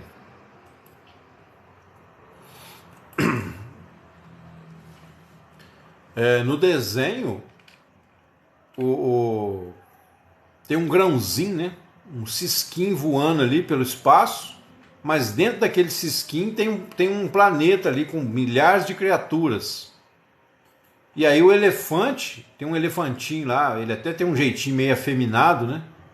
Tudo que esse pessoal faz hoje é assim. Então ele escuta uns gritos dentro daquele grãozinho e ele percebe que tem alguma coisa, que tem vida dentro daquele grão. E ele começa a querer salvar aquele grão. Então ele passa por várias situações de apuro, né? O grão, uma hora, quase cai no fogo, quase cai de um precipício. E ele passa o filme inteiro tentando salvar aquele grão e as pessoas ali, os animais em volta dele, achando que ele está louco. Então, quer dizer, como se a Terra tivesse na mão de outras divindades, né? Que são aí, vamos dizer, os regentes das galáxias. Igual hoje em dia tem muita gente aí falando que recebe mensagens de Metraton, de Alelel, de como é que é? Axuel, uns deuses aí que eles inventam, né? Que fala que são príncipes regentes de outras constelações, que eles enviam mensagens de amor para a Terra. Esse lixo todo, isso aí é o homem alimentando Satanás com a sua própria alma, pessoal. O ser humano ele pega energia vital, porque a nossa mente é energia. Nosso pensamento é energia. Então ele pega essa energia, ele direciona, exatamente, esquecendo o Senhor, ele direciona para entidades que não são reais ou que são demônios. São espíritos caídos que já estão em prisões. Por isso que eles não podem chegar na Terra, eles estão aprisionados. Mas eles falam, né? Alguns desses espíritos, eles falam. Por quê? Porque eles encontram gente disposta a trazer a mensagem deles para a Terra. É a mesma coisa que o Fernandinho Beiramar fazia. Da cadeia, ele controlava todo o crime organizado. Vocês lembram da história do Fernandinho Beiramar? Da cadeia, né, ele controlava o tráfico do lado de fora. Por quê? Porque tinha gente para levar a mensagem. Levar e trazer. Tinha os compinchas. Talvez ainda controle, Tata, embora, né, acredito que dê uma melhorada, porque ele foi transferido. Realmente é quase impossível impedir isso, né? E na verdade essa maldade aí nem é culpa, vamos supor, do governo, do prefeito,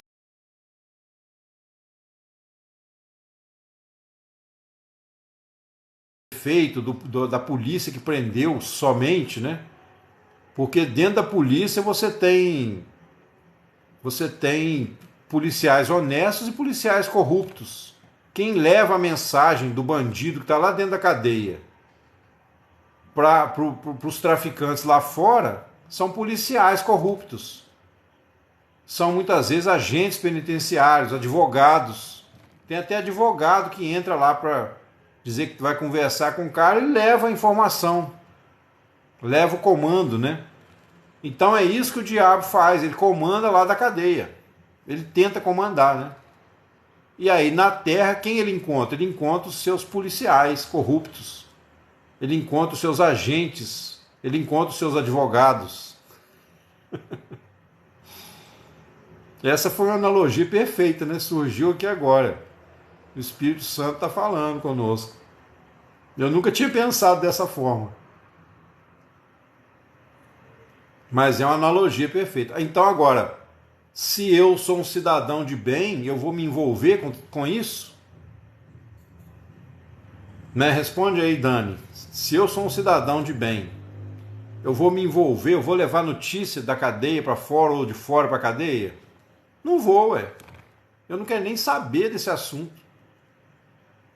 Então, quando Pedro fala resistir ao diabo, ele está querendo dizer assim, ó, não se envolva com esses corruptos.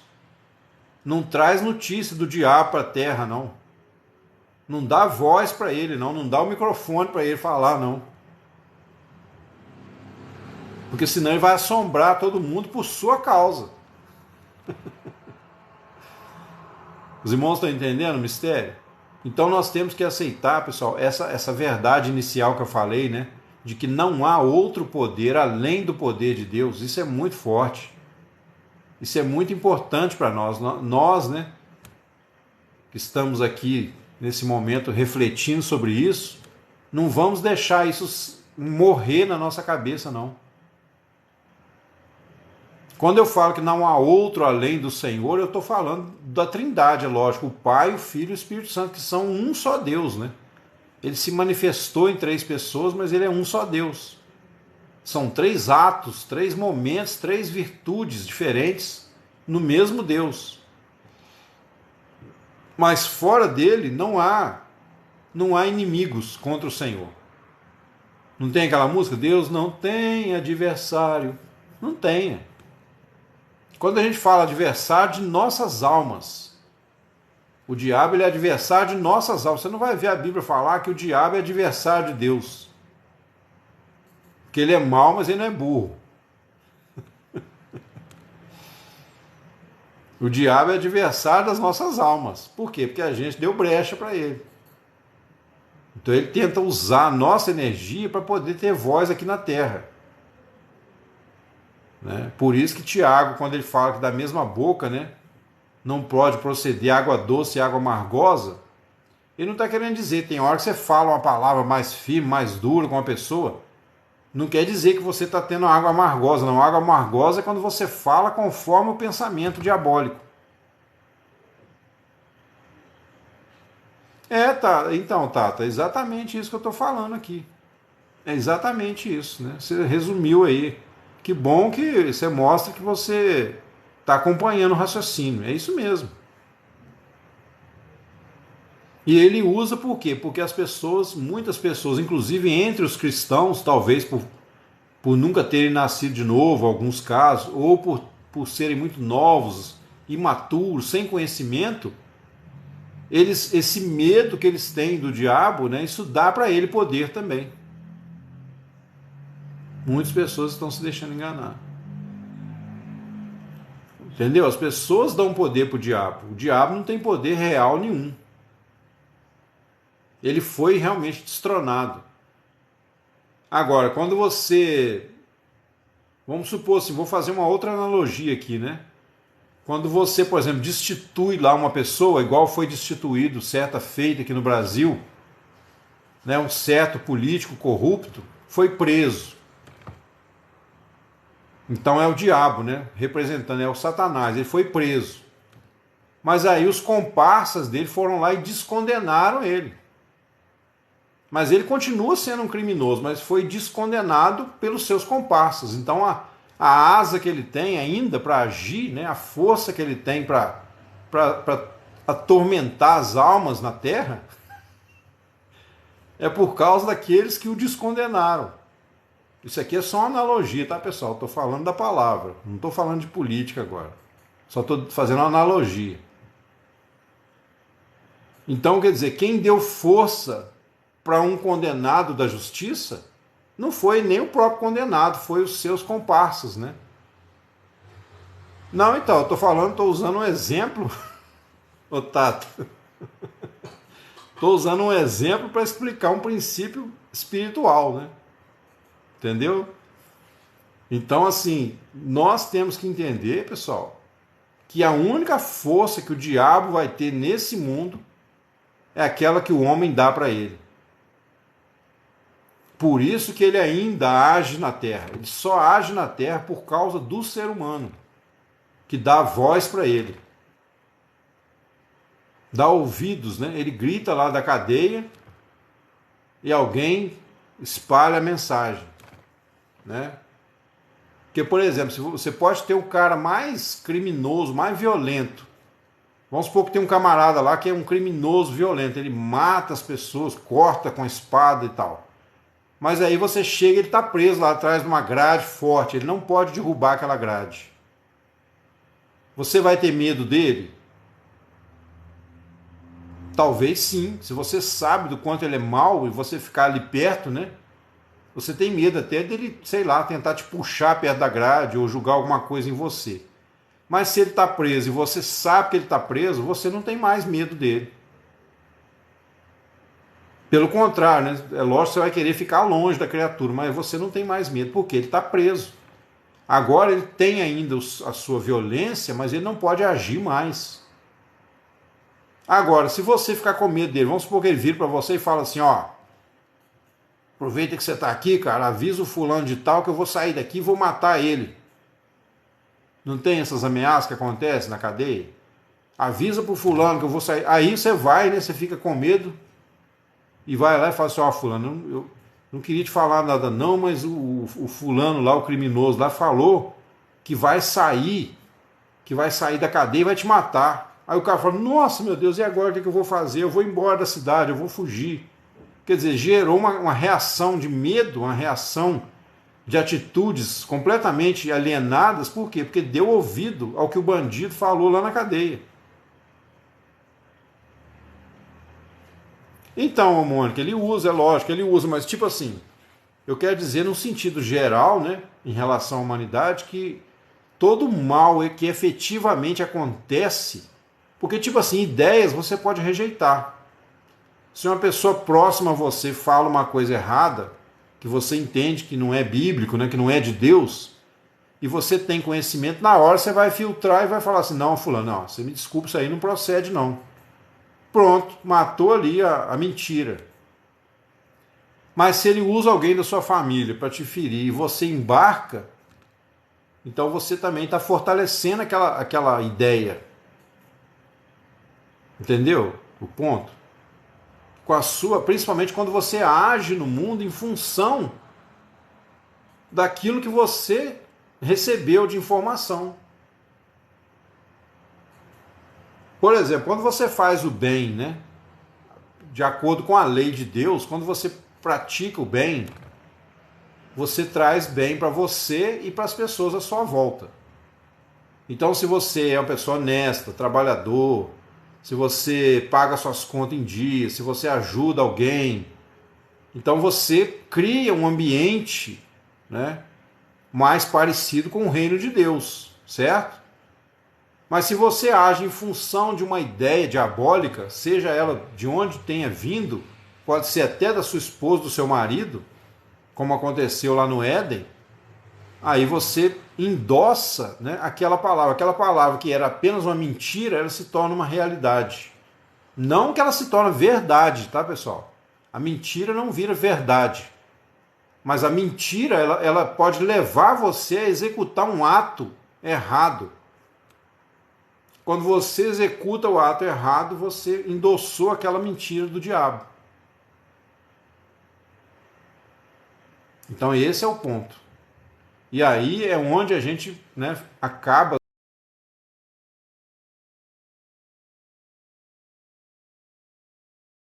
querendo ou não, a gente acaba cultuando o diabo. Cultuando com o quê? Com as nossas ações, com os nossos atos. Às vezes nós cultuamos a Deus com a nossa boca, mas com as nossas ações nós fazemos o contrário. É lógico que muitas vezes a gente erra, pessoal, e tem hora que eu vou te falar, às vezes mesmo num pecado que a pessoa comete, ela peca menos, nesse sentido que eu estou falando, do que alguma coisa que a pessoa faz lá dentro da igreja, mas com a intenção maligna. Já falei isso aqui, né? Quando o camarada, vamos supor, o sujeito que bebe, né? Ele sai do serviço de tarde, já cansado, senta lá no botequim, toma uma pinga, né? Joga um golinho pro santo e vai embora para casa. Ele está ali guardado, de certa forma, preservado por um tempo, pela sua própria ignorância. Ele não sabe o que faz, ele está ali, ele vive igual um animalzinho, vamos dizer assim. Na questão espiritual, né? Quero que vocês entendam, não estou chamando ninguém de animal, né? Mas mentalmente ele age como um animal, ele age pelos seus instintos. Mas quando o crente, às vezes lá dentro da igreja, não bebe, mas distorce a palavra para poder levar alguma vantagem. É muito pior do que o cara que bebe cachaça lá fora. O pecado é muito mais grave. Por quê? Porque ele está tratando com ideias. Quando você trata com ideias, você pode mudar uma geração inteira.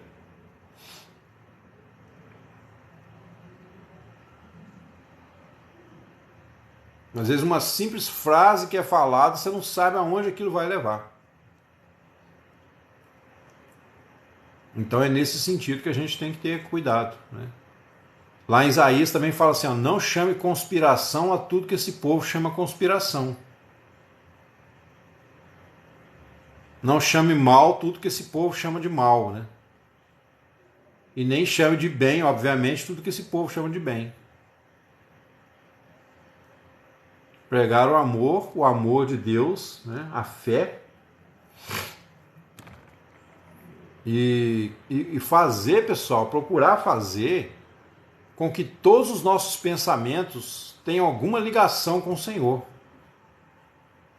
Eu, por exemplo, devido talvez ao tempo, né, de cristão, já tenho quase 30 anos, eu não consigo passar 5 minutos sem pensar em Deus. Não consigo, é o dia inteiro. Tudo que eu ouço, tudo que eu vejo, tudo que eu falo, tudo que eu leio, eu meço tudo em relação a Deus. Eu não consigo fazer de outra forma.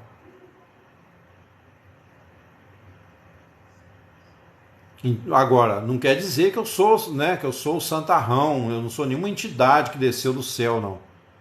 Estou dizendo assim, isso é o normal para o cristão. Você tem que buscar isso para você não incorrer na idolatria.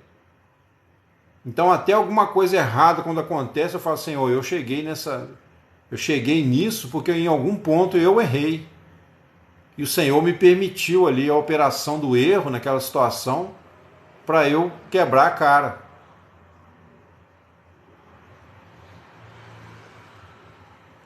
Demais, é o que mais tem, né? Mas então, ô Tata, a gente não pode também deixar... Oi, Mônica. Obrigado pela presença aí, querido. Deus te abençoe. A gente não pode deixar, ô Tata, que... Tipo assim, igual você falou aí, ó. Só para você entender, tá? Não estou querendo te dar lição, não, mas... Você falou, há muita hipocrisia, coisas más nesse mundo. É verdade. Mas a gente não pode deixar se intimidar por isso. Você está entendendo? Por quê? Porque senão isso vira um ídolo, vira um dragão. Vira um gigante aí, inimigo, né? Vira uma força contrária. Entendeu? Por exemplo, quando a gente percebe que às vezes existe uma ameaça Exatamente. Existe uma ameaça, por exemplo, né, de um comunismo aí dominar o mundo, por exemplo. É o grande dragão vermelho, a gente até brinca aqui, né? Mas acima dele está o Senhor. Eu, por exemplo, quando eu penso nisso, eu me tranquilizo, apesar de eu não querer, né? Eu sei o que é o comunismo. Já li livros sobre coisas horríveis que acontecem. Oi, Dani, obrigado também, querido, pela presença aí. Deus te abençoe. Obrigado pela presença, pelos presentinhos aí. Boa noite. Eu já estou terminando também, tá? Então, quando você pensa, né, por exemplo, se você começar a pensar, meu Deus, e se o comunismo chegar no Brasil? O que vai ser de nós? Realmente terrível. Mas se ele vier, irmãos, é porque é necessário. Se ele vier, é porque a nação brasileira já se entregou. Ela já deu a ele um poder que ele não tem. Mas ele acabou ganhando esse poder porque o povo ficou com medo.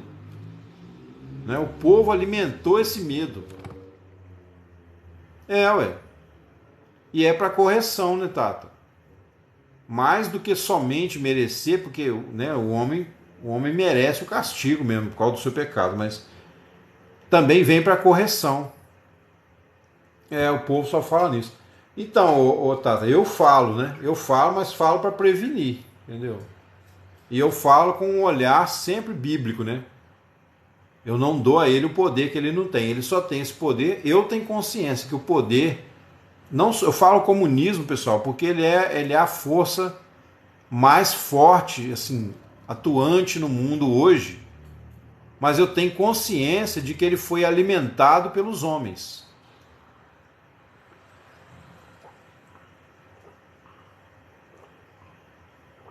É verdade. É verdade. É verdade. E quando a gente ora buscando a face do Senhor. Tá? A gente não ora só assim, Senhor, tem misericórdia, Senhor, nos livra, Senhor. Porque essa praga, não sei o que. Não, você ora e fala, Senhor, o Senhor é o Deus dos deuses. O Senhor está acima das nações, o Senhor é o único Deus verdadeiro. Eu oro para que o Senhor nos dê consciência da tua presença. Eu oro para que o Senhor tire o medo do coração dos meus irmãos cristãos. Eu oro para que o Senhor nos faça, né? Não nos permita cair no espírito do erro, para que a gente tenha que aprender. Para que o Senhor nos dê a fé acima da razão. Porque eu falo fé acima da razão, porque hoje você falar fé já virou um jargão, né? Já virou um jargão, virou até música. Muita gente, tem muito ímpio aí que fala fé, tem que ter fé, tem que acreditar, né? Quer dizer, é uma fé otimista, é um otimismo, na verdade, para conseguir o que quer. Então eu uso a expressão fé acima da razão. Essa expressão eu peguei dos judeus, né? Os judeus falam isso, fé acima da razão. Eu achei o termo interessante, então eu agreguei para mim. Então eu sempre vou usar essa expressão até que ela também um dia esteja batida, né? Espero que não chegue tão rápido. Mas por quê? Porque na verdade a fé é você acreditar no que Deus disse. Mesmo que a sua mente no princípio não entenda tudo, você tem que crer que se Deus falou é aquilo ali, uma hora você vai entender. Para você não ter outros deuses no seu coração. Amém, irmãos? Então era o que eu tinha para falar. Hoje eu estou bem cansado, assim, a coluna está doendo um pouco. Eu não sei se é porque eu fiquei muito sentado nesses dias, estou lendo bastante, estou mais em casa e tal. Então estou ficando bem cansado, inclusive a minha visão, né? É verdade, tá? É fé na verdade, né? Fé na palavra e também fé no agir de Deus.